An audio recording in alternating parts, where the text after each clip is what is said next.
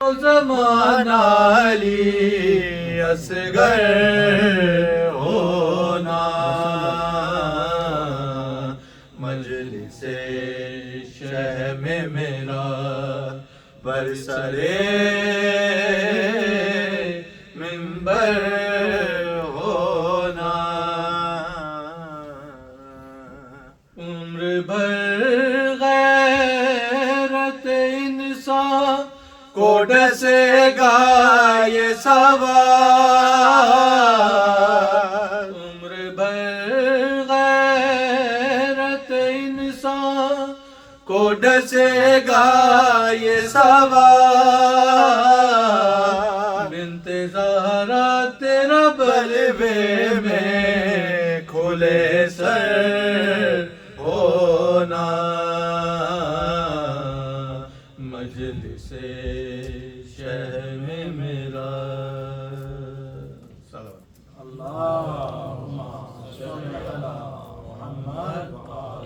گزارش ہے جناب عباس آبدی صاحب سے کہ ممبر پہ تشریف لائیں اور آج کی مجلس سے اپنا خطاب فرمائیں. درود بھیجیں مولا والے محمد.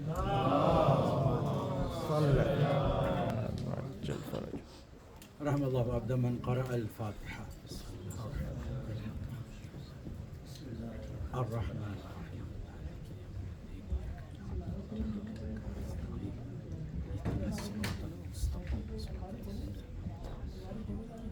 غير المغضوب عليهم. رب اشرح لي صدري ويسر لي امري واحلل عقدة من لساني يفقهوا قولي. ولا حول ولا قوة إلا بالله العلي العظيم. أعوذ بالله من الشيطان الرجيم. بسم الله الرحمن الرحيم. وبه نستعين وهو خير ناصر ومعين. الحمد لله الذي توحد بالعز والبقاء وقهر عباده بالموت والفناء. الصلاة والسلام والتحية والإكرام على رسول الأنام سيد المرسلين وخاتم النبيين وحبيب إله العالمين وشفيع المذنبين ورحمة للعالمين ونور السماوات والأرضين، الذي اسمه في السماء بأحمد وفي الأرض بأبي الزهراء محمد.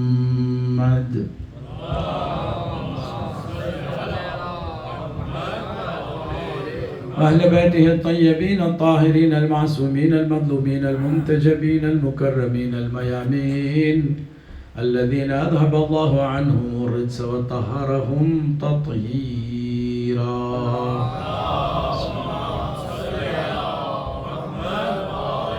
واللعن على أعدائهم وغاصبي حقوقهم ومنكر فضائلهم والشاكين فيهم والمنحرفين عنهم أجمعين. أما بعد، فقد قال الله الحكيم في كتابه الكريم. بسم الله الرحمن الرحيم. يا أيها الذين آمنوا ادخلوا في السلم كافة ولا تتبعوا خطوات الشيطان إنه لكم عدو مبين.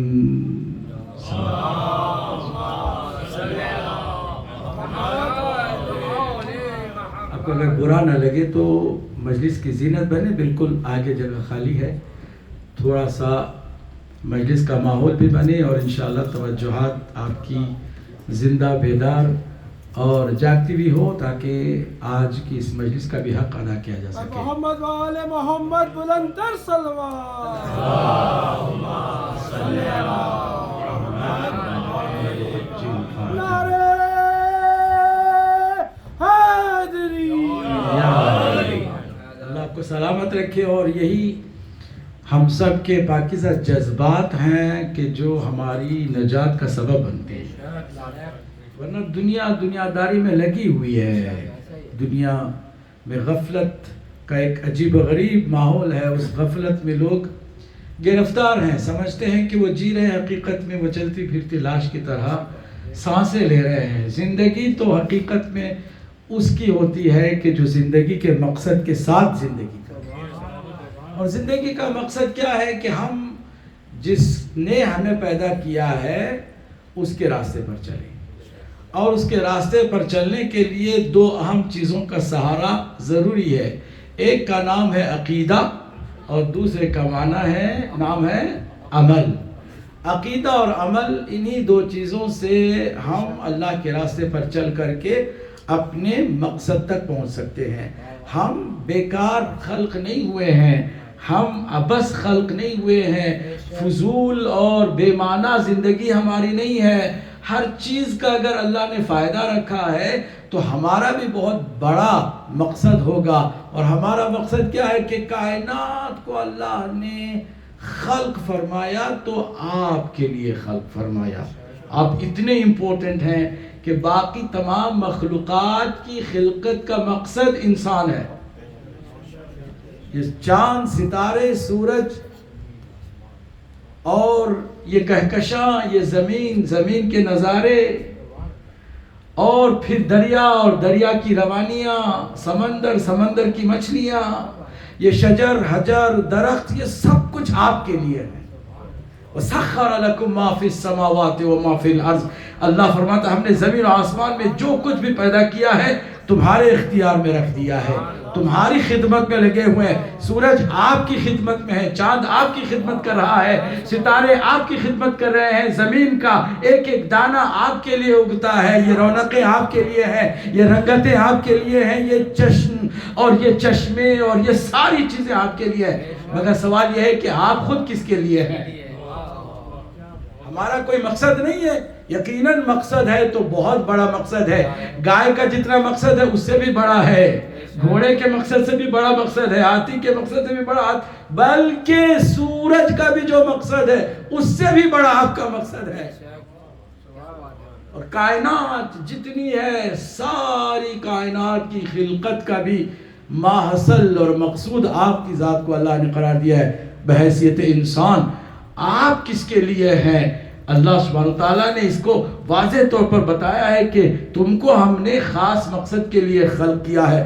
باقی ساری چیزوں کو اللہ نے بنایا اور اس کی فطرت کے ساتھ اس کو پیدا کیا، اور وہ اپنی فطرت سے ادھر ادھر ہو نہیں سکتا ہے. ایک مجلس گزر گئی کل کی جس میں کچھ لوگ تھے، کچھ لوگ اب جو ہیں وہ نہیں تھے. میں چاہتا ہوں کہ مختصر خلاصہ تاکہ آج کی مجلس کا تعلق اس گزشتہ مجلس سے قائم ہو جائے اور آپ کسی چیز کو مس نہ کریں. تیار ہیں آپ سب؟ توجہ آپ کی زندہ اور سلامت ہے، اور آپ کی توجہ ہے تو پھر بات بھی آسانی کے ساتھ آپ تک پہنچ سکتی ہے. ہم نے کل عرض کیا تھا کہ مقصد انسان کی خلقت کا یہ ہے کہ اللہ سبحانہ تعالیٰ کی بارگاہ میں انسان اختیار کے ساتھ، مرضی کے ساتھ عبادت کرے. ورنہ ساری مخلوق اللہ کے دیے ہوئے پلان کے مطابق چل رہی ہے. جو اللہ نے پلان بنایا سورج کا، اس میں اتنا برابر، ذرہ برابر، رتی برابر بھی انحراف نہیں ہے. چاند کو جس کے لیے پیدا کیا تھا وہ چاند اپنا پورا مقصد کر رہا ہے. یہ ستارے، یہ حتی جانور بھی جو جس کے مقصد کے لیے پیدا ہوا وہ اس مقصد کو ادا کر رہا ہے، کیونکہ اس کے اندر انحراف کی گنجائش نہیں ہے. حتی فرشتے بھی ادھر ادھر نہیں ہو سکتے ہیں. جو جس مقصد کے لیے پیدا ہوا ہے اسی مقصد پر سٹک ہے، مجبور ہے، ہل نہیں سکتا، ادھر ہو نہیں سکتا، ادھر ادھر نہیں ہو سکتا. اللہ کو پسند آیا کہ میں ایسی بھی مخلوق بناؤں کہ میں خود اسے مرضی دوں، چاہے تو میری بندگی کرے یا میری بندگی سے منہ پھیر لے. تو میں نے اسے اختیار دے کر کے پیدا کیا اور اس کے لیے کائنات کو سارے اختیار میں دے دیا. یہ لو بھائی استعمال کرو، دریا کو استعمال کرو، سمندر کو استعمال کرو، ہوا کو استعمال کرو، شجر کو، حجر کو، سورج کو، چاند کو، سب کو اپنے اختیار میں لے لو اور لے کر کے اپنی مرضی سے آؤ میری بندگی کرو. اور اگر تم اپنی مرضی سے آ کر کے بندگی کرو گے تو تم ساری مخلوق سے افضل ہو جاؤ گے، حتی فرشتوں سے بھی تم برتر ہو جاؤ گے. اور اگر تم مرضی کو لے کر، اتنی ساری نعمتوں کو لے کر کے میری مخالفت کرو گے، نافرمانی کرو گے، معصیت کرو گے اور سیدھے راستے سے ہٹ جاؤ گے تو پھر تمہارا بھی جو عذاب ہے وہ باقی تمام سے زیادہ ہوگا، پھر تم جانوروں سے بھی بدتر ہو جاؤ گے۔ تو اس مقصد کو حاصل کرنے کے لیے ایک ہمیں عقیدے کی طرف توجہ دینا ہے اور دوسرے عمل کی طرف توجہ دینا ہے۔ عقیدے پر اس لیے زور دینا ہے کہ وہ جڑیں ہیں، اگر جڑیں سلامت ہوں گی تو خود بخود درخت کے باقی حصے بھی صحت مند ہوں گے۔ اسی لیے ہمارے یہاں تبلیغی جماعتیں ہوتی ہیں، نماز روزے کی دعوت کے لیے نہیں، عقیدے کی دعوت کے لیے۔ کل ہم نے عرض کیا تھا کہ عقیدہ کیا ہے، توجہ کیجئے، توجہ کیجئے۔ انگلش میں اس کو سیدھے سیدھے کہتے ہیں believing. Beliefs are عقائد، عقائد means beliefs. ٹھیک ہے، اردو میں بھی زیادہ سے زیادہ اگر کوئی لفظ آتا ہے تو کہتے ہیں ماننا، ماننے کو کہتے ہیں عقیدہ۔ کل ہم نے عرض کیا تھا کہ عقیدے کا جو اصل معنی ہے، اس کی ڈیفینیشن ہے، وہ یہ نہیں ہے کہ آپ مانیں۔ ممکن ہے کہ آپ کا ماننا غلط ہو، ممکن ہے کہ ماننا آپ کا صحیح ہو، ممکن ہے کہ آپ کسی خیال کو عقیدے کا نام دے رہے ہوں یا کسی وہم کو آپ عقیدے کا نام دے رہے ہو۔ اس لیے عقیدے کو سمجھو کیا ہے۔ عقیدہ کہتے ہیں ایسے ماننے کو کہ جس کے اندر عقل بھی ہو، فطرت بھی ہو۔ تو چار اللہ نے عقیدے کے حاصل کرنے کے لیے وسائل خلق فرمائے۔ کتنے؟ چار سورسز ہیں کہ جن کے ذریعے سے ہم عقیدہ صحیح کر سکتے ہیں۔ ماننا انہی چار کی بنیاد پر ہے۔ دو ہمارے اندر اللہ نے رکھے ہیں اور دو باہر سے اس نے اس کا اہتمام بھی کیا ہے، یعنی ہمیں سپورٹ باہر سے بھی ہے اور اندر سے تو ہے ہی ہے۔ دو چیزیں جو ہمیں صحیح عقیدے کی طرف دعوت دیتی ہیں، جو ہمارے اندر ہیں، ان بلٹ ہیں۔ ایک کا نام ہے فطرت، اسی لیے کہتے ہیں ہر چیز جو نیچرل ہے وہ بہترین ہوا کرتی ہے، کیونکہ نیچرل ہی حقیقت ہے۔ جہاں نیچر سے کوئی چیز ہٹ جائے تو وہ پھر آرٹیفیشل ہے، وہ فیک ہے، اس پہ کوئی سچائی نہیں ہوتی ہے۔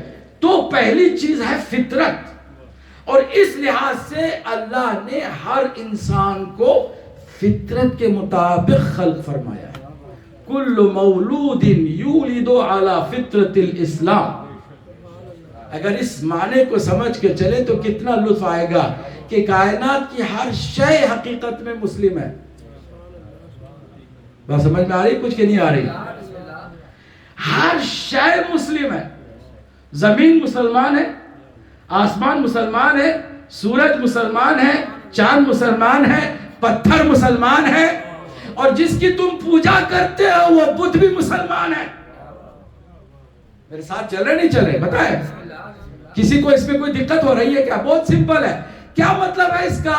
مطلب یہ ہے کہ مسلم کا مطلب سمجھو، مسلم اسے کہتے ہیں جو اپنے آپ کو اپنے کریٹر کی ول کے آگے سبمٹ کر دے۔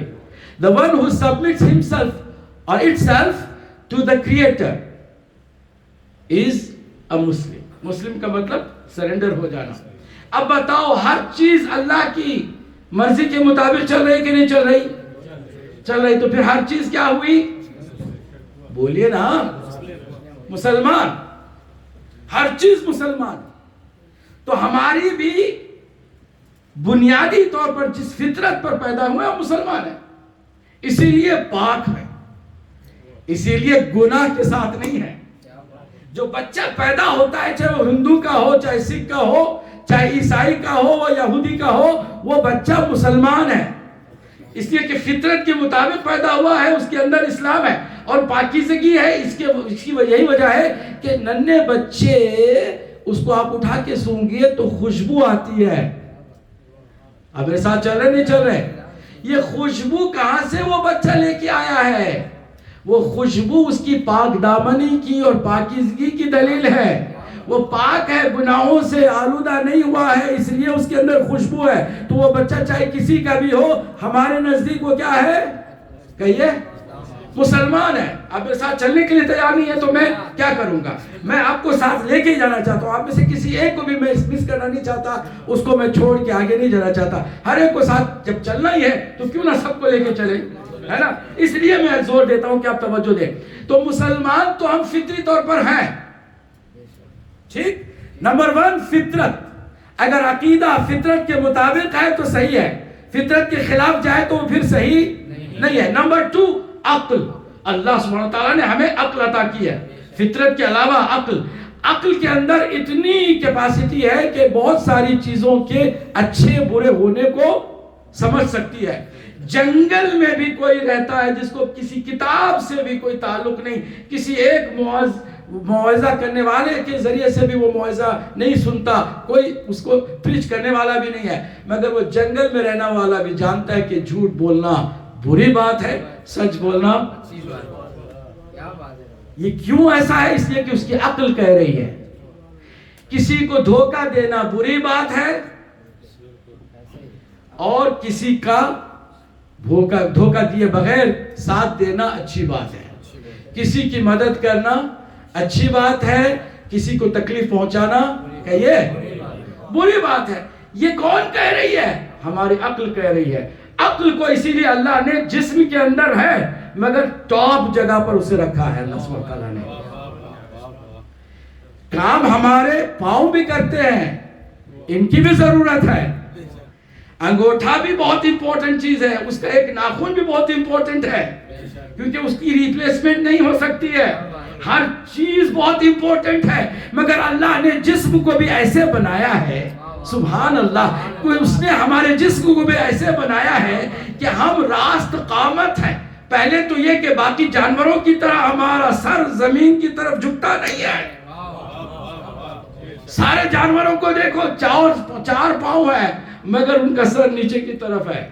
صرف انسان ہے جس کو اللہ نے کھڑے ہونے کی طاقت دی ہے کہ وہ کھڑا رہے اور جھکے تو صرف اس کی بارگاہ میں جھکے, کسی کی بارگاہ میں اور نہ جھکے.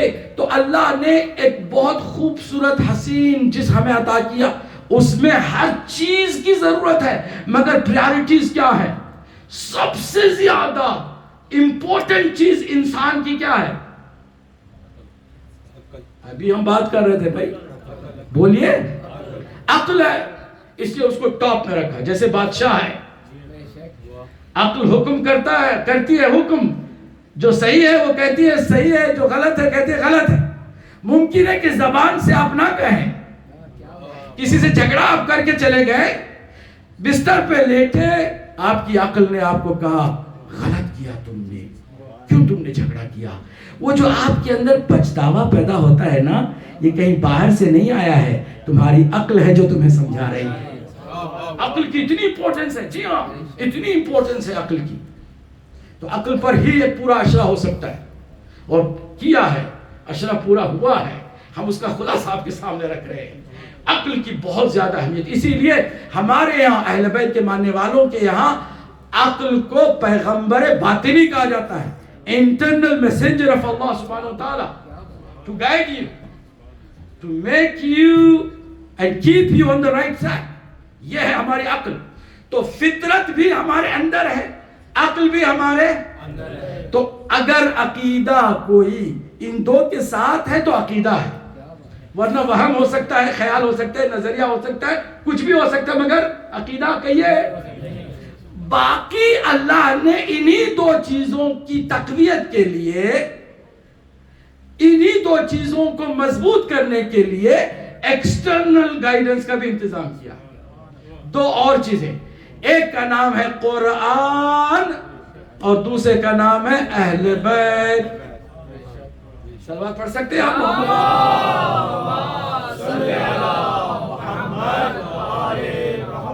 تو 4 ہے. اگر 4 میں ایک کو آپ چھوڑ کر کے عقیدہ بنائیں گے تو آپ عقیدہ غلط بنائیں گے,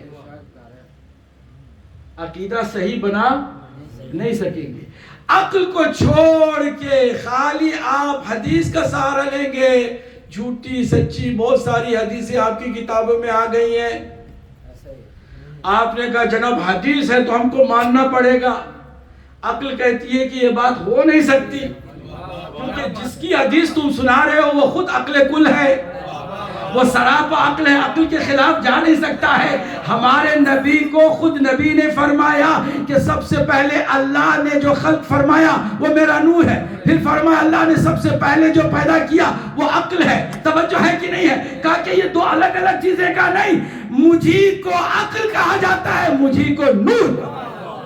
اور محمد وآل محمد بلندر صلوات.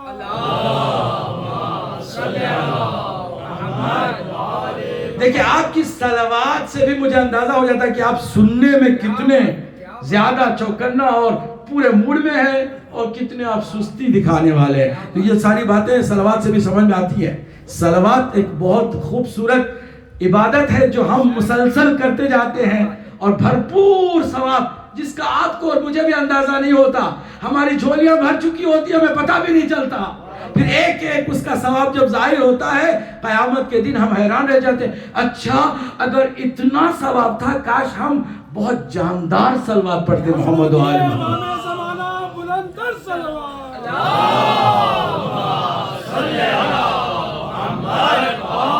شہد کی مکھیاں رس نکالتی ہیں پھولوں کا تاکہ شہد بنائے. تو اب پھولوں کا رس جب نکالنے کے لیے جاتی ہیں تو ان کے لیے حکم صرف یہ ہے کہ صرف پاکیزہ پھولوں سے نکالنا، کیونکہ شہد شفا کے لیے ہے، نجاست سے شفا. نعرہ حیدری. پاکیزہ پھولوں سے، پاکیزہ پھولوں سے رس نکالنا. اب شہد کی مکھی نے پوچھا پروردگار پھول کچھ کڑوے بھی ہیں کچھ میٹھے بھی ہیں. کہا کوئی بات نہیں، کڑوے پھولوں پر بھی بیٹھ سکتی ہو، اس کا بھی رس نکال سکتی ہو. شہد بنانا ہے پروردگار ہمیں، صرف میٹھے پھولوں سے رس نکالیں تو کیا کافی نہیں ہے؟ کہا کافی نہیں ہے، کڑوے پھولوں سے بھی رس نکالا جا سکتا ہے. تو پھر اس کڑواہٹ کو کیسے دور کریں؟ کہ جب تم کڑوے پھولوں پر بیٹھو تو محمد اور آل محمد پر درود بھیج دیا کرو.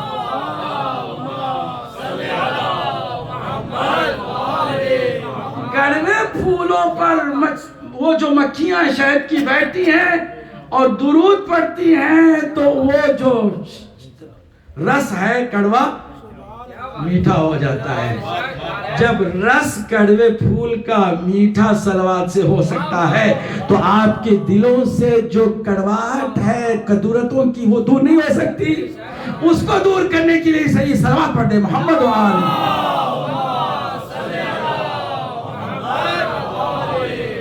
تو میں عرض کر رہا تھا پوری توجہ پوری توجہ پوری توجہ کہ اللہ سبحانہ وتعالیٰ نے دو ہمارے اندر ہدایت کے لیے عقیدے کو درست کرنے اور عمل کو درست کرنے کے لیے عظیم نعمتیں رکھی. ایک کا نام فطرت اور دوسرے کا نام کہیے عقل. عقل کی بہت زیادہ امپورٹنس ہے، عقل کو اوپر ٹاپ پہ رکھا اللہ سبحانہ تعالیٰ نے.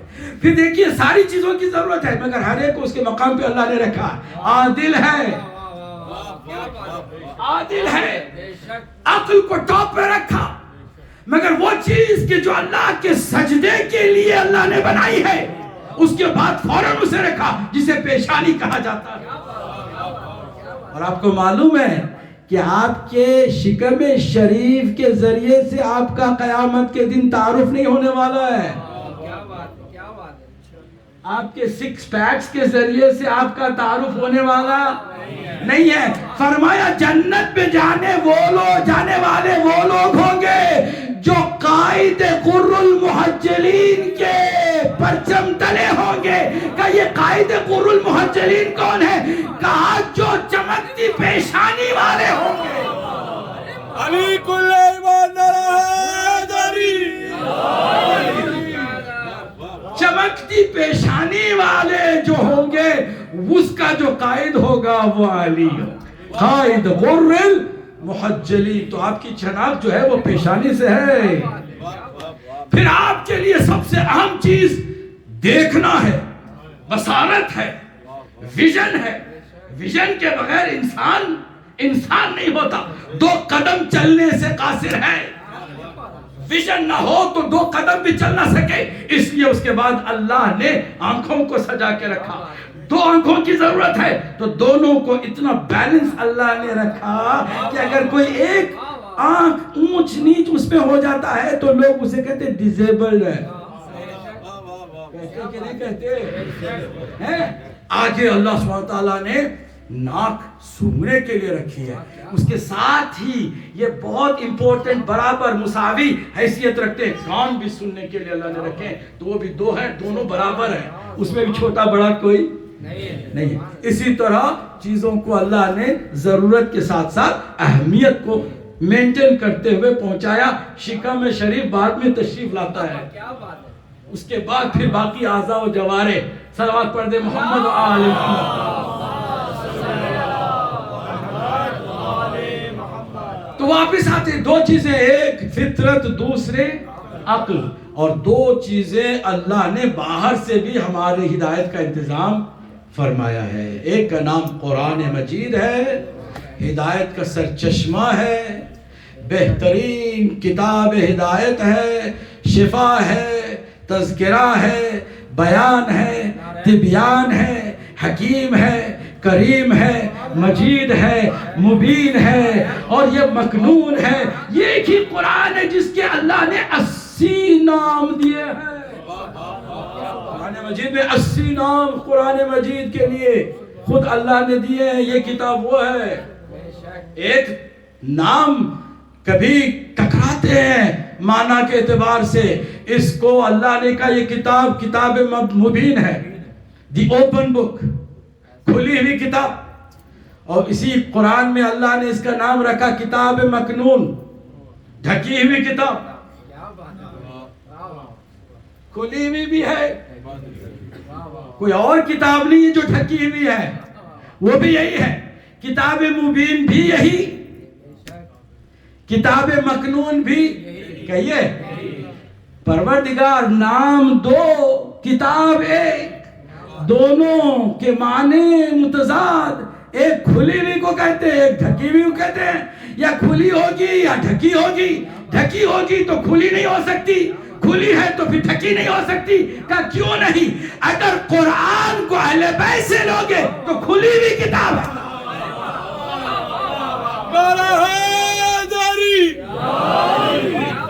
اگر قرآن کو اہل بیت سے سمجھنے کی کوشش کرو گے تو کھلی ہوئی ہے، اور اگر اہل بیت کو چھوڑ کے خود سمجھنے کی کوشش کرو گے تو یہ قرآن کتاب مکنون ہے، ڈھکی ہوئی ہے، تمہاری سمجھ میں آتی نہیں. انصاف سے میں کہہ دوں کہ صلوات یہاں پر بنتی تھی جس کو آپ نے اب ذرا پوری توجہ سے سنیے گا. ایک ہے قرآن اور دوسرے ہے اہل بیت. سرکار نے یہی کہا نا کہ میں چھوڑ کے جا رہا ہوں، مجھے کسی چیز کی فکر نہیں ہے. فکر ہے تو یہ کہ تم میرے بعد کیا کرنے والے ہو. قرآن اور اہل بیت دونوں سے تم تمسک رکھو گے اور وابستہ رہو گے تو گمراہ نہیں ہوں گے، تمہارے عقیدے خراب نہیں ہوں گے. عقیدے کو صحیح رکھنا ہو تو ان دونوں کے ساتھ رہو.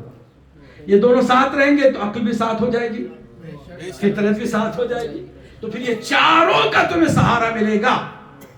یہی وجہ ہے کل ہم نے سوال رکھا تھا کہ اگر سب قرآن کے ماننے والے ہیں تو پھر عقیدوں میں اتنا اختلاف کیوں ہے؟ اختلاف ہے کہ نہیں ہے بتائیں. واحد پوائنٹ ہے جس پر سب کو اتفاق ہے. Everyone agrees on this point that we have disputes, that we have different opinions.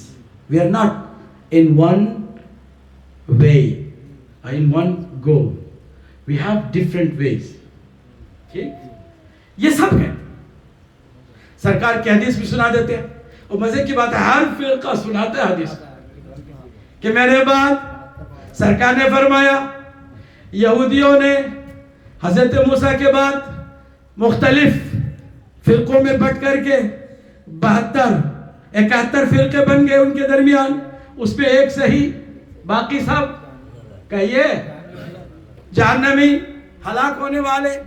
پھر حضرت عیسیٰ نے تعلیم دی. عیسیٰ کے بعد عیسائیوں میں 72 فرقے ہو گئے, ان میں سے ایک صحیح. تو معلوم یہ ہوا کہ میجارٹی ہمیشہ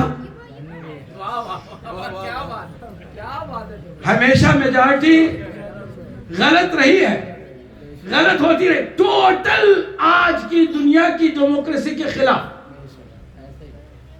وہ کہتے ہیں اکثریت جہاں ہو وہ صحیح ہے, قرآن کہتے ہیں جہاں اکثریت تو وہی تو غلط ہے. سمجھ نہیں رہے آپ؟ اکثریت جہاں ہوگی majority, that is not the right way. کیونکہ 71 ادھر ایک ادھر, ایک صحیح 71 غلط. آگے مسلمانوں سے امید تھی کہ ان کے اندر فرقے کم ہوتے, سرکار نے فرمایا کہ میرے بعد 72 71 نہیں 73 فرقے ہو جائیں گے. ایک صحیح 72 غلط, میجارٹی غلط. تو پھر یہ اختلاف کیوں اگر سب قرآن سے عقیدہ لے رہے ہیں, سب قرآن سے عقیدہ لے رہے ہیں. کل ہم نے اشارہ کیا تھا, ہم نے کیا تھا پرابلم یہ ہے کہ قرآن کو کافی تو کہہ دیا مگر ان کے پلے نہ پڑا, ان کی سمجھ میں نہیں آیا. جب نہیں آیا تو بھی کیا کیا, اپنی سوچ, اپنی خواہشات, اپنی پسند ناپسند کو بھی اس میں ملا دیا, نتیجے میں اختلاف ہو گیا. گواہی دے رہے کہ آپ قرآن سے عقیدہ بنا رہے مگر وہ عقیدہ قرآن سے نہیں ہو رہا. اب قرآن کے اندر بھی ہم نے عرض کیا تھا کہ 3 طرح کی آیتیں ہیں. There are 3 types of verses in the Holy Quran. کتنی؟ 3. Number 1, آیات مقطعات, disconnected verses which are in 29 chapters, in the beginning of 29 chapters. 29 سوروں کی ابتدا میں وہ حروف آ گئے جو آج تک کسی کی سمجھ میں نہیں آئے. جب سمجھ میں ہی نہیں آئے تو اسے کیا آپ خاک عقیدہ بنائیں گے؟ بنا سکتے ہیں؟ جو بات سمجھ میں ہی نہ آئے نہیں بنا سکتے. اس کی بات ہم نے کل کر. 2 اور قسمیں ہیں آیتوں کی. ایک ان آیات کو اللہ نے خود نام دیا متشابہات. متشابہات وہ آیتیں ہیں کہ جن کے اندر شبہ خود بخود پیدا ہو جاتا ہے, جس کے ظاہر کو لوگے تو اشتباہ کر جاؤ گے, مشتبہ ہے تمہارے لیے. وہ آیتیں تمہیں کنفیوز کرنے والی ہیں, وہ آیتیں جن کو متشابہات. پھر رکھا کیوں اللہ نے؟ ہمیں کنفیوز کرنے کے لیے آیتوں کو بھیجا؟ کہ نہیں, صحیح رہنماؤں کی طرف رہنمائی کرنے کے لیے, ان کے وارثین کی طرف متوجہ کرانے کے لیے وہ آیتیں آئی ہیں کہ یہاں پر تم منمانی مت کرو, خود سے سمجھنے کی کوشش مت کرو, اس کے اہل سے پوچھو, اس کے وارث سے پوچھو. جس کو اللہ نے نام دیا الراسخون فی العلم. کیا نام دیا؟ جو علم میں ڈوبے ہوئے ہیں. اللہ اکبر. راسخون فی العلم, جو علم میں ڈوبے ہوئے ہیں ان سے پوچھو گے تو وہ آیات متشابہات سمجھائیں گے تمہیں, تمہاری سمجھ میں آئیں گی, ورنہ تم آیتوں کو سمجھ نہیں سکتے. مثال, کچھ مثال کل میں نے دی, توجہ سے. آیت متشابہات, مسلمانوں نے اللہ کو بھی جسم و جسمانیات سے جوڑ دیا. کیوں؟ آیت پڑھ دی قرآن کی. اللہ کہتا ہے ید اللہ فوق ایدیہم, اللہ کا ہاتھ بھاری ہے ان کے تمام ہاتھوں پر. تو کہا اللہ کا ہاتھ ہے, اللہ کا ہاتھ ہے تو بشانہ بھی ہے, پھر اس کا جسم بھی ہے. اللہ کا ہاتھ ہے تو اس کے پاؤں بھی ہوں گے. اللہ کا چہرہ بھی اللہ نے بتا دیا. کیا بتایا؟ آپ سب جانتے ہیں سورہ رحمان, کل من علیہا فان, ہر چیز جو زمین پر ہے فنا ہونے والی ہے. وَيَبْقَى وَجْهُ رَبِّكَ ذُو الْجَلَالِ وَالْإِكْرَامِ, صرف اللہ جو تمہارا رب ہے اس کا چہرہ ہے جو باقی رہے گا. تو چہرہ اللہ نے بتا دیا, ہاتھ اللہ نے بتا دیا, پاؤں اللہ نے بتا دیا. اللہ نے خود بتایا کہ وہ کہاں بیٹھتا ہے. وہ الرحمن علی العرش استویٰ, عرش پر بیٹھا ہوا ہے, اس کو بٹھا بھی دیا. قرآن کی آیتیں ہیں، ان ساری آیتوں کو کہا جاتا ہے آیات متشابہات، یعنی اس کے ظاہر کو لوگے تو گمراہ ہو جاؤ گے، اس کے ظاہر کو مت لینا، اس کی گہرائی میں جانا، جو راسخون فی العلم ہے ان سے پوچھنا کہ یہ جو ید اللہ اس کا مطلب کیا ہے، یہ وجہ اللہ ہے اس کا مطلب کیا ہے، توجہ ہے کہ نہیں ہے، یہ چہرہ اللہ کا کیا ہے، یہ ہاتھ اللہ کا کیا ہے، تو پھر وہ سمجھائیں گے۔ وہ نبی جس پر آیتیں نازل ہوئی اس سے بہتر کوئی سمجھا سکتا ہے کیا؟ نہیں سمجھا سکتا۔ اس نے بتایا کہ جب اللہ کہہ رہا ہے اللہ کا ہاتھ باقی سب ہاتھوں پر بھاری ہے، تو دیکھنا جب پوری کائنات جس ایک خیبر کو اٹھاتے ہوئے ہلاتے ہوئے عاجز آ جائے تو دیکھنا ایک ہاتھ ایسا بھی آئے گا کہ جو اسے صرف اٹھائے گا ہی نہیں۔ علی کل ایمان حیدری، بلکہ اس کے لیے ٹیشو پیپر سے بھی زیادہ وہ در ہلکا پڑ جائے گا۔ جب ایسا ہاتھ دیکھو تو کہنا یہ ید اللہ ہے، یہ اللہ کا ہاتھ ہے۔ اور محمد وآل محمد بلند تر صلوات۔ یا پھر دیکھنا کوئی ایسا چہرہ ہو کہ جس چہرے سے ہر منافق جلتا ہو، ہر کافر پریشان ہوتا ہو، ہر مشرک کو تکلیف ہوتی ہو، ایک ساتھ تین کو تکلیف ہوتی ہو، مشرک کو بھی ہو، کافر کو بھی ہو، منافق کو بھی ہو، تو سمجھ لینا وہی چہرہ ہے جو وجہ اللہ بن کے ظاہر ہو۔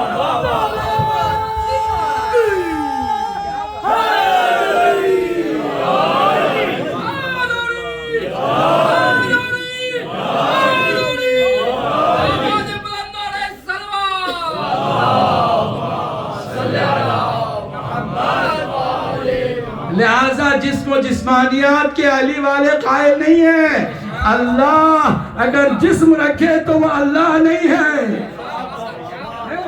کیوں ہم قائل نہیں ہیں؟ اس لیے کہ اللہ کو تم نے اپنے جیسا سمجھ رکھا ہے۔ اللہ نے بار بار آیات محکمات میں فرمایا ہے لیس کمثلہ شیء، کوئی چیز اس جیسی نہیں ہو سکتی۔ جب کوئی چیز ہے ہی نہیں تو تم نے اس کا جسم کہاں سے نکال لیا؟ تو معلوم یہ ہوا کہ آیات متشابہات شبہ میں ڈالنے والی آیتیں ہیں، ان سے آپ عقیدہ کہیے۔ تو جنہوں نے عقیدہ بنایا اس کی بھی اللہ نے بات کر دی ہے قرآن مجید۔ سورہ آل عمران آیت نمبر 7، نوٹ کرتے جائیں ان باتوں کو، یہ بہت قیمتی باتیں ہیں، کوئی بات کچی یہاں سے نہیں ہو رہی۔ اس ممبر سے جو بھی بات ہوگی انشاءاللہ المستعان اتنی پختہ ہوگی کہ 100 سال کے بعد بھی سنیں گے، تو اس بات کے اندر اتنا دم ہوگا کہ آپ کے اوپر اثر کہ قرآن ہے۔ سورہ آل عمران کی آیت نمبر 7 میں اللہ فرماتا ہے هو الذی انزل علیک الکتاب، وہ ذات کہ جس نے اے نبی آپ کے اوپر کتاب ایسی نازل کی کہ منہ آیات متشابہات، ان میں کچھ آیتیں متشابہات ہیں،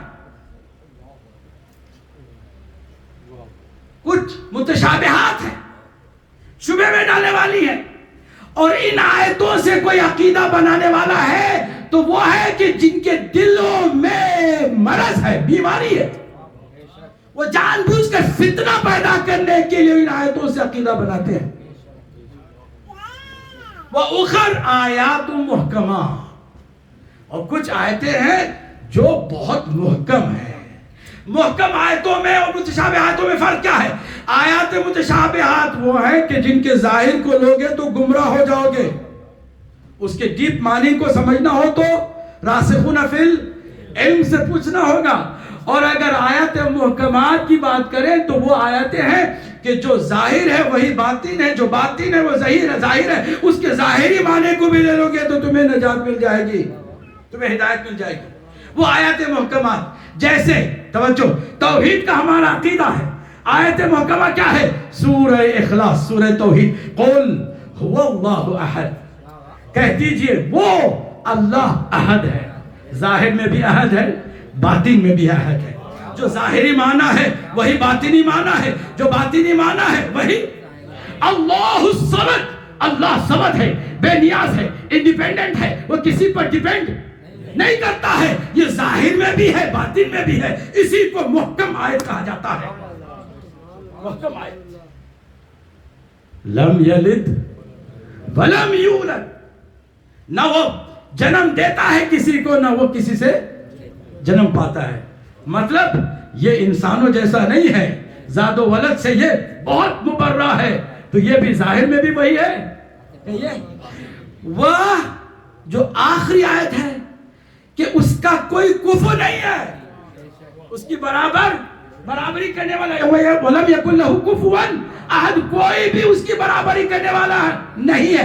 ظاہر میں بھی نہیں ہے، کہیے نا، باطن میں بھی نہیں ہے. ان آیات کو کہا جاتا ہے آیات محکمات. اور میں یہاں چیلنج کے ساتھ اس کو نوٹ کروا رہا ہوں، ریکارڈ بات ہو رہی ہے، آپ بھی ذہنوں میں نوٹ کر کے فخر کیجئے. ایک خاص سجدہ آج آپ شکر کا کیجئے نماز مغرب اور عشاء کے بعد، اس بات پر کہ جو میں آپ کے سامنے رکھنے جا رہا ہوں، واحد مذہب ہے مذہب اہل بیت کہ جس کے عقیدے جتنے بھی ہیں وہ آیات محکمات سے لیے گئے ہیں. متشابہ کوئی آیت نہیں ہے کہ جس سے ہم نے عقیدہ لیا. محمد آل محمد بلند تر صلوات.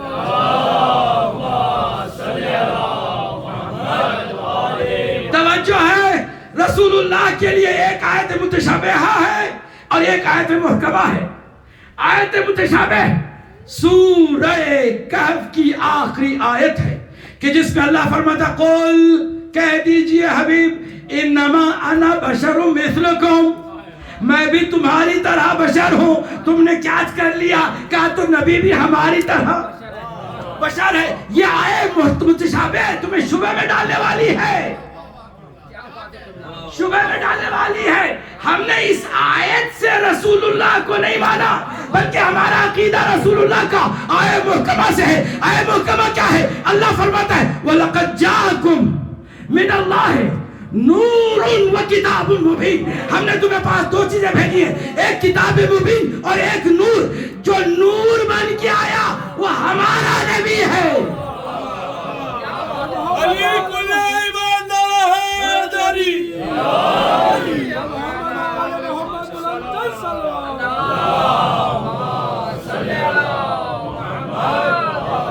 پوری توجہ ہے کہ نہیں ہے؟ ایک بھی ہمارا عقیدہ کسی متشابہ آیت سے نہیں ہے، محکم آیت سے. اس لیے شکر کرنے کا مقام ہے، شکر سجدہ، شکر کرنے کا ایک سجدہ شکر کے لیے. کیوں؟ اس لیے کہ ہمارے جتنے عقیدے ہیں وہ سارے آیات محکمات سے لیے گئے. سنیں گے آگے ہمارا عقیدہ کہ رسول اللہ کے بعد کائنات میں علی سے بڑا کوئی نہیں ہے. کوئی کہے کہ آپ کیسے کہہ سکتے ہیں؟ ہم نہیں کہہ رہے، قرآن کہہ رہا ہے، اور وہ بھی آیت محکمہ ہے، متشابہ نہیں ہے، شبہ میں ڈالنے والی آیت نہیں ہے، شبہ میں ڈالنے والی نہیں ہے. بہت کلیئر کٹ واضح. انما ولیکم اللہ ورسولہ والذین آمنوا الذین یقیمون الصلاۃ ویؤتون الزکاۃ وہم راکعون. بے شک تمہارے صرف 3 ولی ہیں. اب تم معنی نبی کے لیے تو نہیں بدلتے، اللہ کے لیے بھی نہیں بدلتے. اب جو تم پہلو بدلتے ہو، تمہارے بدلنے میں پتا چلتا ہے کہ تمہارا دماغ بھی بدلا ہوا ہے.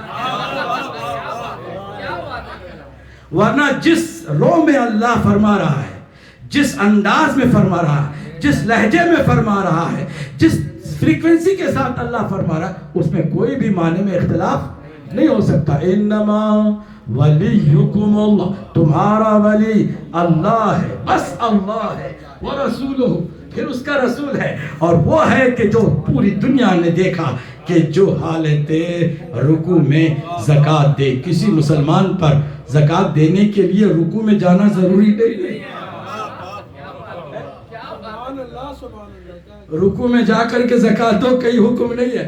قرآن صرف نشاندہی کرا رہا ہے، ایڈریس دے رہا ہے. آپ کو ایڈریس دے رہا ہے.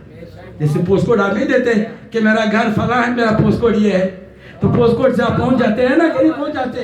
تو اللہ بھی پوسٹ کوڈ بتا رہا ہے. جب دیکھو تمہارے درمیان ایسا بھی ہو کہ جو نماز کے لیے کھڑا ہوا ہے اور جب رکوع کی حالت میں جاتا ہے تو کوئی سائل آتا ہے، آ کر کے سوال کرتا ہے، کوئی ہے جو اللہ کے گھر میں رہ کر اللہ کے بندے کی مدد کرے، تو جو ولی ہے اللہ کا، وہ اگر اللہ کے گھر کی عزت ہی رکھے گا تو کون رکھے گا؟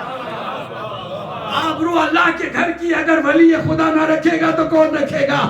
ہاتھ بڑھایا تو کسی نے اس پر اعتراض کرنے کی کوشش کی. عجیب آپ لوگ ہیں کہ ایک دفعہ کہتے ہیں کہ علی جب نماز پڑھتے ہیں تو دنیا داری سے بالکل کٹ آف ہو کر کے کھڑے ہوتے ہیں, تو پیر سے اگر تیر بھی نکال لیا جاتا ہے تو انہیں خبر نہیں ہوتی. اور دوسری طرف کہتے ہیں کہ پکارنے والے نے پکارا تو پوری توجہ ادھر دے دی. متضاد باتیں, دو باتیں یہ شیعہ کیوں کرتے ہیں؟ ہم ان کے سمجھ میں نہیں آتی یہ بات تو ہم سمجھاتے کیونکہ یہ آئے محکمہ ہے, کوئی متشابہ آئے یہ شبہ میں ڈالنے والی نہیں ہے, محکم آیت ہے. اس میں جو بات ہے سمجھنے کی سمجھو, نہیں سمجھ سکے تو پھر دوبارہ سمجھاتے ہیں, تم نہیں سمجھ سکے تو تمہاری اولاد کو سمجھاتے ہیں, تمہاری اولاد بھی نہ سمجھے تو تمہاری اولاد کی اولاد.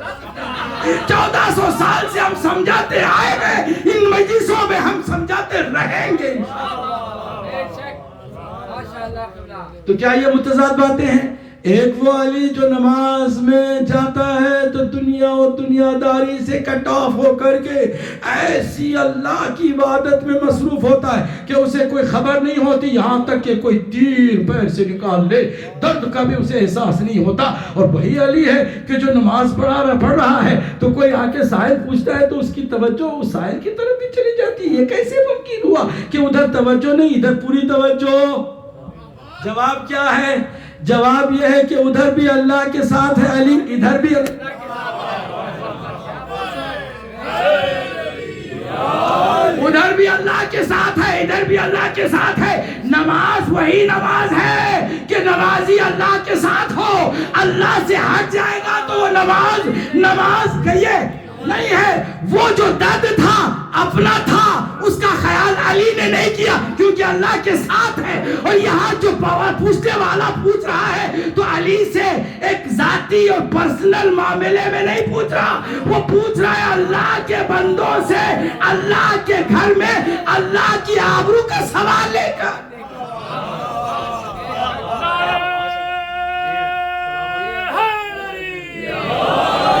رکوع میں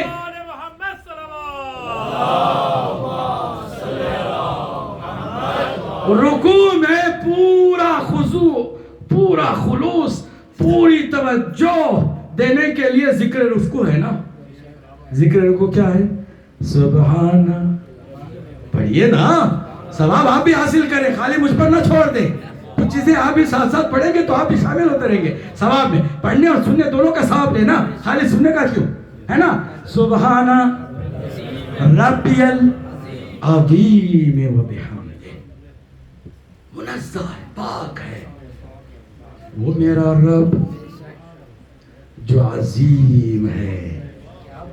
تم حمد کرو یا نہ کرو اس کی حمد ہوتی رہتی ہے.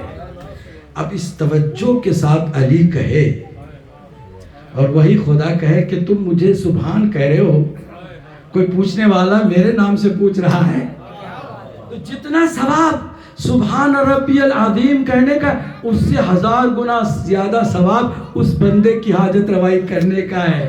تو ہم اسی لیے علی کو حاجت روا کہتے ہیں کہ جو نماز میں بھی حاجت روائی کرتا ہو, جب وہ عام حالات میں ہوتا ہے تو کتنا حاجت روا ہوگا. صلوات پڑھ دے محمد و آل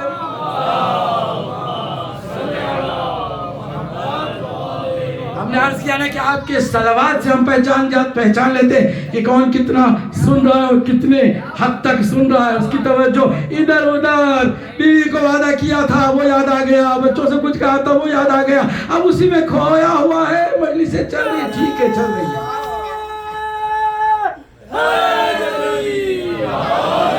واپس آئیں پوری توجہ سے. وہ آیات کے جو متشابہ ہیں اس کو آپ ریفرنس کے طور پر استعمال نہیں کر سکتے. جو آیات محکم ہیں ان آیتوں کے ذریعے سے آپ کو عقیدہ لینا ہے. ہم کہتے ہیں ہم جن کو مانتے رسول کے بعد امام وہ سارے کے سارے معصوم ہیں. آپ کہتے ہیں قرآن کی محکم آیت ہے, کہاں محکم ایسی آیت ہے کہ جس کے استحکام کو کوئی ہلا نہیں سکتا. پوری دنیا مل کر کے بھی ہلائے گی تو اس کے معنی کو ادھر ادھر نہیں کر سکتی ہے. اللہ فرماتا ہے جس طرح ولایت کے لیے فرمایا انما ولیکم اللہ उसी तरह अल्लाह फरमाता है इन्नमा युरीदु अल्लाह लियुज़हिबा अन्कुमुर रिज्स अहलल बैत व युतहिरकुम तत्हीरा।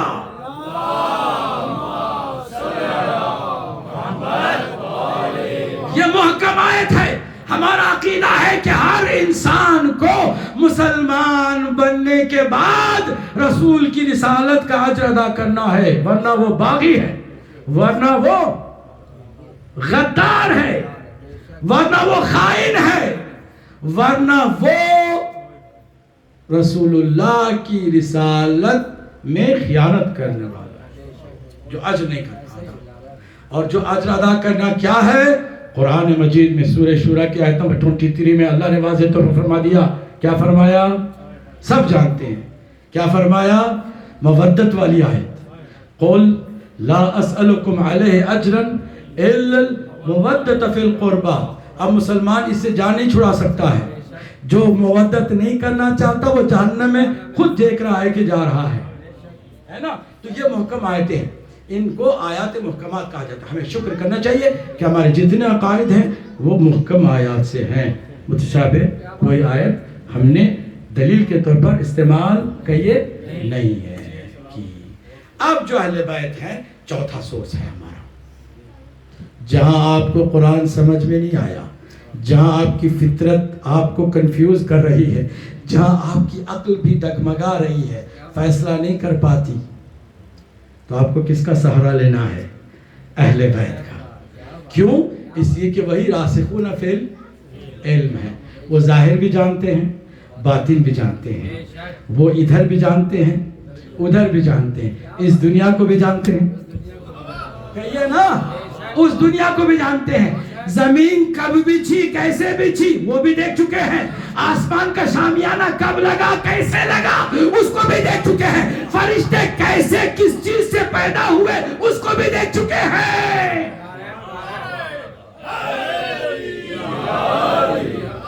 लिहाजा उनको आप छोड़ नहीं सकते। छोड़ेंगे तो फिर कंफ्यूज हो जाएंगे, फिर आप अकीदा अपना सही नहीं बना सकेंगे। तो अब जो ये तमहीदी गुफ्तगू है यहाँ पर रुक जाती है। अब असल गुफ्तगू है, पहला अकीदा हमारा तौहीद पर है। पहला अकीदा क्या है? तौहीद। तौहीद में भी अजीब बात है कि इकरार बाद में है, इनकार पहले। The first stage of tawheed is to reject all types of idols. हर तरह के बुत रिजेक्ट करो। बड़े बुत हैं, छोटे हैं, दरमियाने हैं, अपने हैं, पराए हैं, महबूब हैं, मबूज हैं, पत्थर के हैं, शीशे के हैं, गोश्त के हैं, हर तरह के बुत हैं। कुछ हमारे अपने तराशे हुए हैं, कुछ दूसरों ने तराश के हमें दिया है। भाई बातों को समझा कर अगर आप मजलिस का हिस्सा हैं तो मजलिस का हिस्सा बने रहें। बहुत सारे बुत हैं, तरह तरह के बुत हैं। कुछ अट्रैक्टिव हैं, कुछ डिस्ट्रैक्टिव हैं, कुछ प्यारे हैं,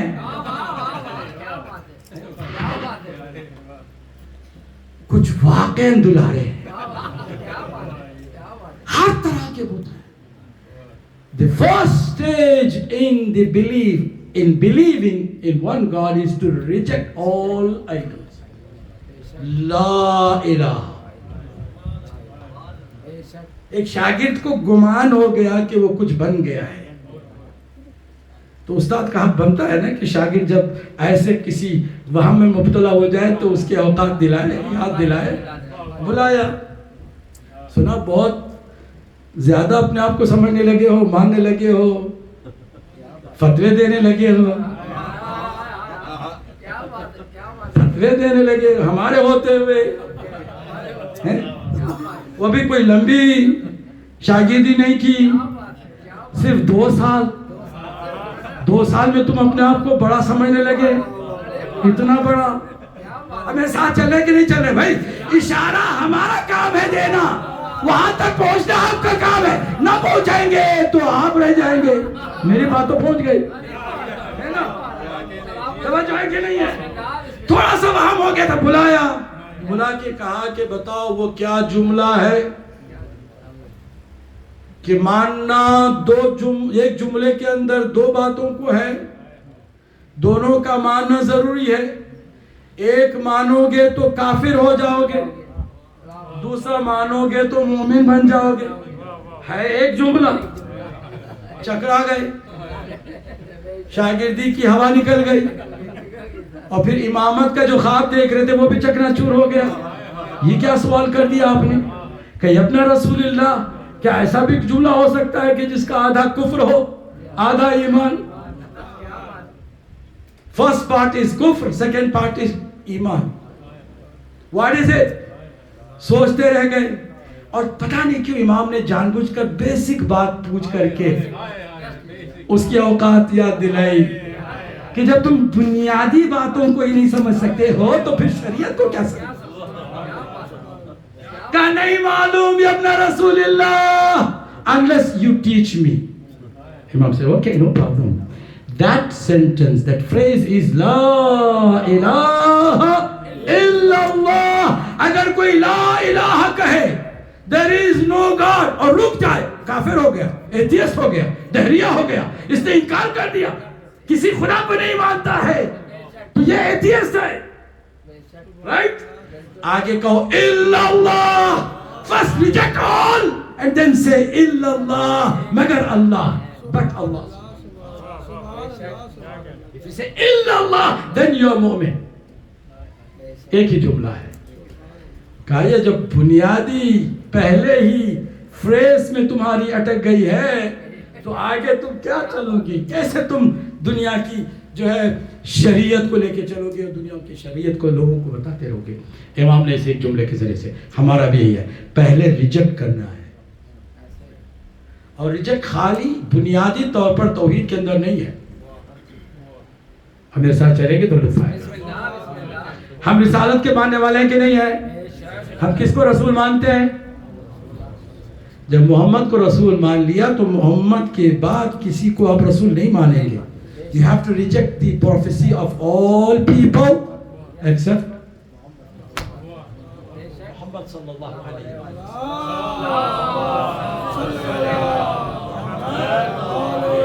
اور جب علی کو آپ نے جانشین مان لیا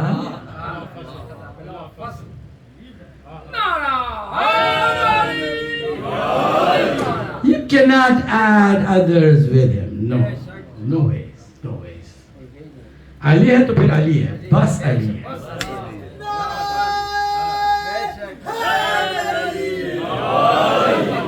اوکے یہ بھی ایسا نہیں ہے، یہ بھی کر کے آگے چلے جاؤ،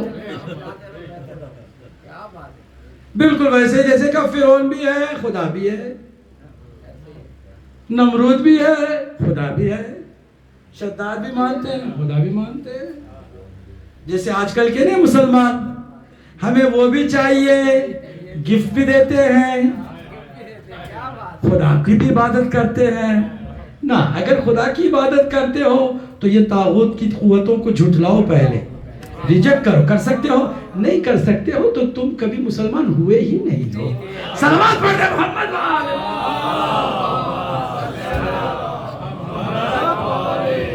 Was it any scientific issue or any formula, scientific formula to be very tough to understand? No, it's very simple.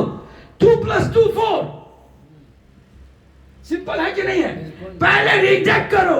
اب اگر کوئی مسلمان، کوئی شیخ، کسی ریاست کا بادشاہ سب کو مانے اور اللہ کو بھی مانے تو آپ کیا کہیں گے؟ تم نے ریجیکٹ کیا ہی نہیں، پہلے لا الہ میں اٹک گئے،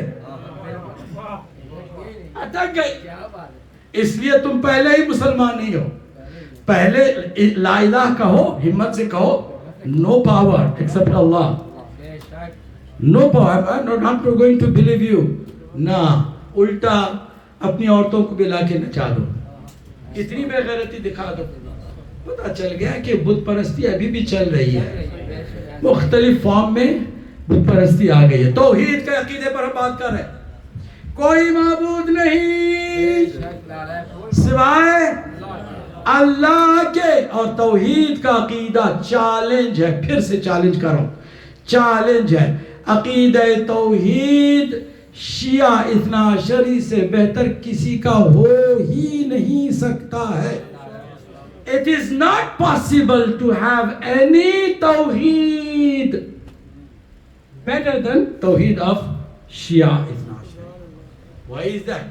کیونکہ باقی توحید کی چند آیتوں کو پڑھ کے توحید کا کلمہ پڑھ سکتے ہیں، یہ رسول کی کچھ باتوں کو سن کے توحید کا کلمہ پڑھ سکتے ہیں، مگر ہم ہیں کہ جو توحید کو عملی شکل دینے میں کامیاب رہے ہیں.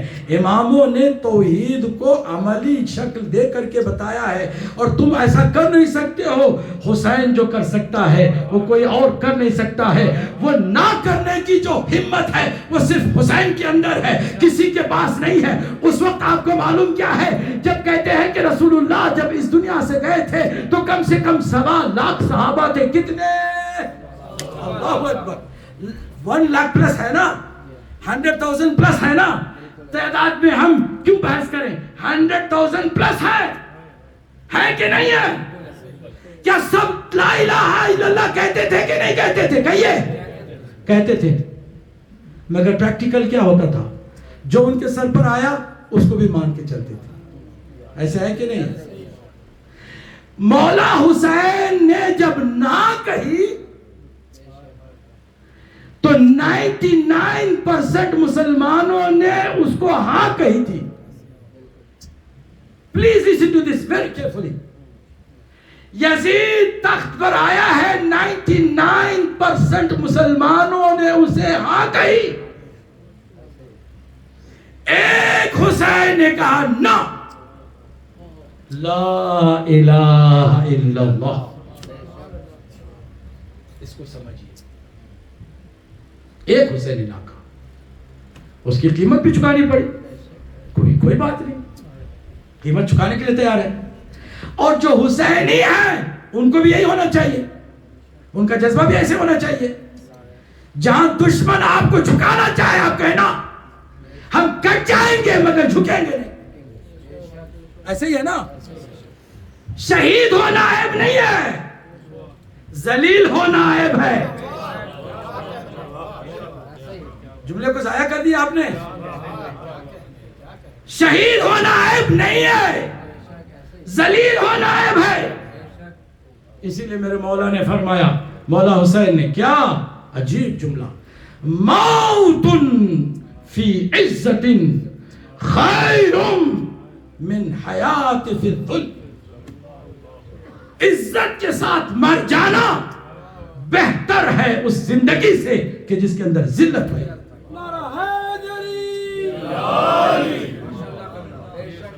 وہ حسین ہے کہ جس نے توحید کے پرچم کو اٹھایا ہے تو پریکٹیکلی اٹھایا. دنیا کی ساری طاغوتی قوتوں کو نہ کہا، نو ٹو ہیومیلیشن، ہیہات من الذلہ، ہیہات من الذلہ. اور صرف یہ علی والے ہی نعرہ لگا سکتے ہیں، کیونکہ باقی لوگوں کو دیکھا کہیں ٹکے ہی نہیں ہیں، کہیں نہیں ٹکے ہیں. بھائی بڑی جو مشکل کی بات ہے وہ تو چھوڑ دیں، معمولی سی خطرے کے مقابل میں بھی نہیں ٹکے ہیں. معمولی سی ایک جھوٹی افواہ سن کر کے بھاگ گئے، راستہ چھوڑ دیا. چھوڑا کہ نہیں چھوڑا؟ چاہے وہ پرانے ہوں چاہے نئے ہوں. جنہوں نے توحید کو کربلا سے نہیں لی، انہوں نے خالی کلمہ تو پڑھا، مگر جب وقت آ گیا تو برقع پہن کے بھاگ گئے.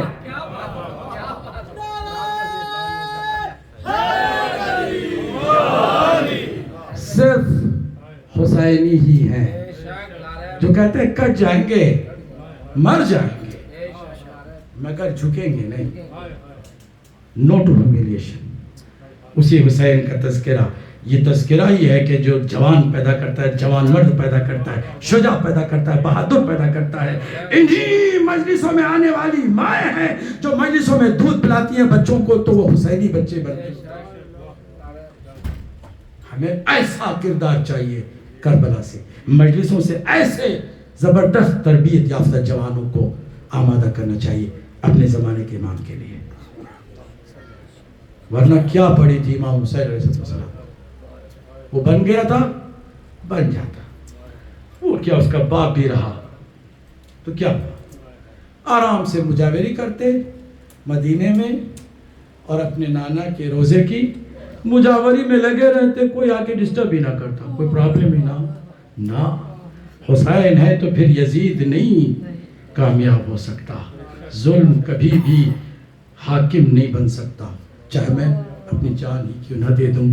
حسین کا یہ جملہ کتنا گہرا اور کتنا عظیم ہے. ان کان دین محمد لم یستقم الا بقتلی فیا سیوف خذینی. اگر میرے نانا محمد کا دین بغیر میری شہادت کے بچنے والا نہیں ہے تو تلوار آؤ، حسین حاضر ہے، حسین اس کے لیے تیار ہے. مدینے سے قافلے کو تیار کر کے حسین نکل رہا ہے میدان میں آنے کے لیے، اپنے بچوں کو بھی ساتھ لے کر نکلنے لگا ہے، مگر نکلنے کے انداز میں جانتا ہے حسین کہ یہ وہ مدینہ ہے کہ واپس پھر حسین کو آنا نصیب ہے. اجرکم علی اللہ.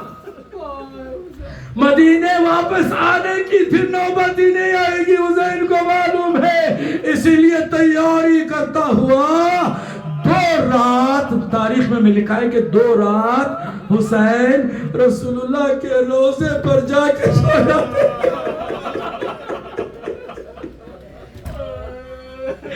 خدا کے آپ نے فرمایا اپنی بہن ام کلثوم اور زینب سے کہ سنا میں نے کیا کیا کہ کیا میں نے نانا کے جا کر کے روزے پر اپنے آپ کو ڈال دیا اور چپکے سے کہا نانا آپ دیکھ رہے ہیں نا کہ آپ کی امت نے آپ کے بیٹے سے بیعت طلب کی ہے، جھکانا چاہتے ہیں مجھے، میں جھکنے کو تیار بھی نہیں ہوں نانا، آپ کے دین کی لاج بچانے کے لیے میں تیار ہوں. کہتے ہیں خود کے میری آنکھ لگی، سرکار دو عالم آئے، سینے سے لگایا، بیٹا گھبرانا نہیں، ہم تمہارے ساتھ ہیں. وہ وقت بھی ہماری نگاہوں کے سامنے ہے جب آپ کو بغیر پانی دیے کند خنجر سے کاٹ دیا جائے گا. عزاداروں ایک مرتبہ حسین نے خود اپنی شہادت کی خبر سنائی ہے، سب کے کلیجے کو مضبوط کیا ہے. تاریخ میں یہ بھی ملتا ہے کہ میرے مولا حسین کئی مرتبہ رسول کے روزے پہ گئے، پھر اس کے بعد کئی مرتبہ اپنے بھائی کی قبر پر بھی گئے، حسن مجتبیٰ کی قبر پر بھی جا کر کے اپنے عزم و ارادے کو ظاہر فرمایا. مگر عجیب بات یہ ہے کہ جب بھی اپنی ماں کی قبر پر گئے ہیں آپ کی حالت بالکل ہی متغیر رہی ہے. سب نے اس بات کو نوٹ کیا ہے. تاریخ میں ملتا ہے کہ حسین ایک مرتبہ اپنی ماں کی قبر کے پاس آئے اور آ کر کے اپنے آپ کو ماں کی قبر پر گرا دیا اور آواز دی مادر گرامی. یاد ہے وہ منظر جب آپ کا کفن تیار اور آپ کا جنازہ تیار، سب سے آپ کو خداحافظی کرنی تھی، سب رخصت ہوئے، مگر میں نے کہا تھا نہیں، ماں جب تک خود نہیں بلائے گی، اجرکم علی اللہ، جب تک ماں خود سے نہیں بلائے گی حسین قریب نہیں آئے گا. مادر گرامی آپ نے کیا کیا؟ بدے کفن توڑ ڈالے، آغوش پھیلا دی، کہا حسین آؤ میرے سینے سے لگ جاؤ. اب میں یہ کہتا ہوں، تاریخ نے یہ لکھا ہے، میرا جی کہتا ہے کہ حسین نے یہ جملہ بھی کہا ہوگا اماں جان اگر ممکن ہو تو پھر ایک بار پھر قبر کا دہانہ کھول دیجئے، حسین کو آغوش میں لے لیجئے. نہیں معلوم جواب کیا آیا. تاریخ میں ملتا ہے کہ حسین کے کانوں سے آواز ماں کی ٹکرائی. آج میرے لال حسین گھبرانا نہیں. تم مدینہ چھوڑو گے تو میں بھی اپنی قبر چھوڑ دوں گی. تم مدینے سے نکلو گے فرق صرف اتنا ہوگا, تم گھوڑے اور اونٹ پر سوار رہو گے اور تمہاری ماں پاپیادہ محلن محلہ یہ اپنا زہرا پکارتی بھی آتی جائے گی. وہ منظر بھی زہرا نے دیکھا. آخری جملہ سنا کر کے زحمت تمام کرو. وہ منظر بھی زہرا نے دیکھا کہ سب کو میرے مولا حسین نے اکٹھا کیا ہے اور بڑا اہتمام ہو رہا ہے. عباس جس کا پہرا دے, علی اکبر جس کا پہرا دے, سب کو سواریوں پر بیبیوں کو سوار کیا جا رہا ہے. کیا یہ وہ منظر نہیں ہے کہ بعد میں جب کوفے میں وہی بیوی آئی ہے, ارے جن کے سواریوں کا پہرا عباس اور علی اکبر نے دیا ہو وہ بے کجاوا اونٹوں پر ننگے سر پہ آئی جائے. محمد حسین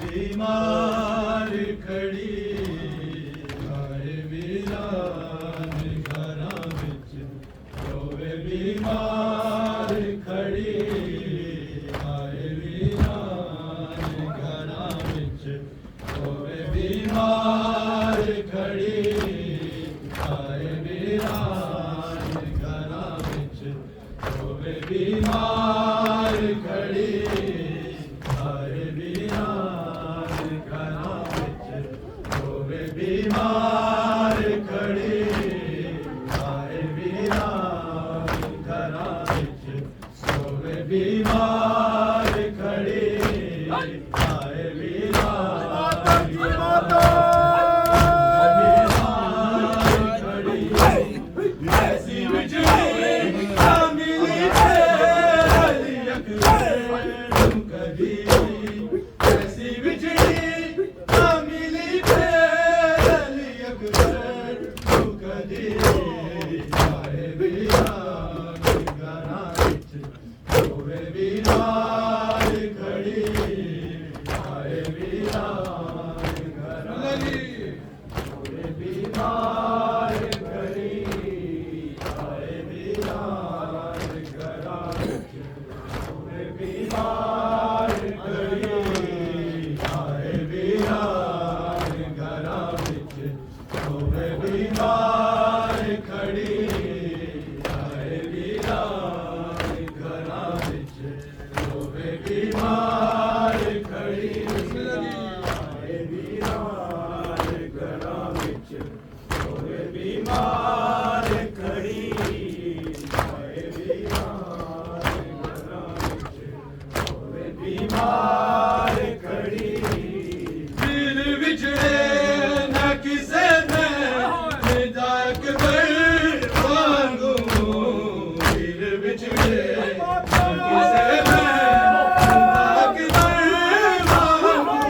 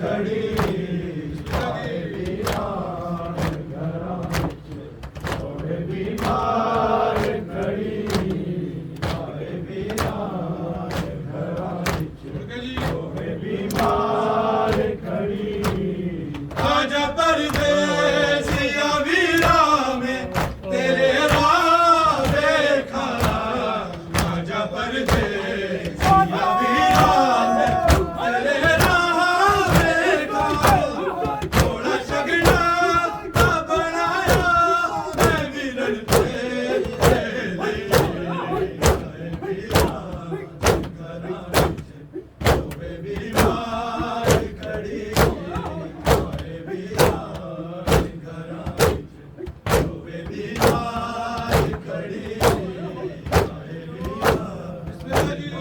विच होवे बीमार खड़ी आए वीरान घरां विच होवे बीमार खड़ी आए वीरान घरां विच होवे बीमार खड़ी आए वीरान घरां विच होवे बीमार खड़ी आए वीरान घरां विच होवे बीमार खड़ी आए वीरान घरां विच होवे बीमार खड़ी मैं बीमार वीरन की में तेरे कोल आवा मैं बीमार वीरन की में तेरे कोल आवा करबल की मदीने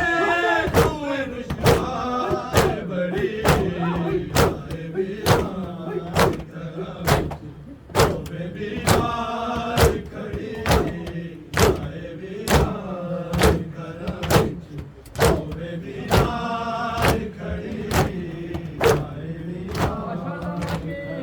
घरां विच होवे बीमार खड़ी आए वीरान घरां विच होवे बीमार खड़ी आए वीरान घरां विच होवे बीमार खड़ी आए वीरान घरां विच होवे बीमार खड़ी आए वीरान घरां विच होवे बीमार खड़ी आए वीरान घरां विच होवे बीमार खड़ी मैं बीमार वीरन की में तेरे कोल आवा मैं बीमार वीरन की में तेरे कोल आवा करबल की मदीने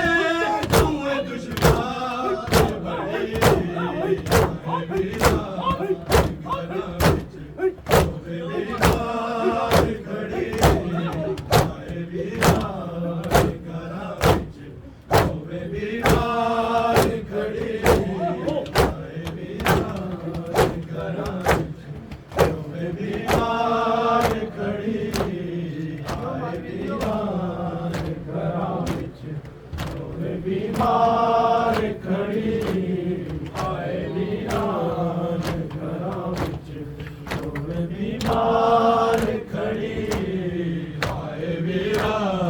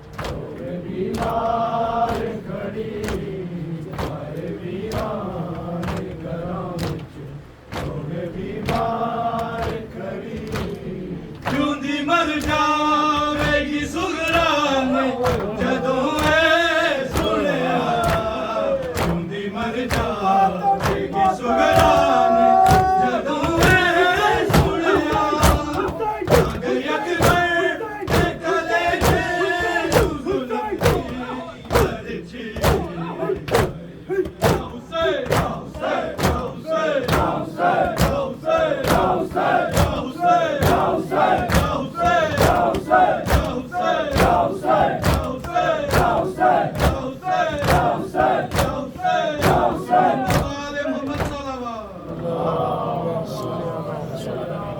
मोहम्मद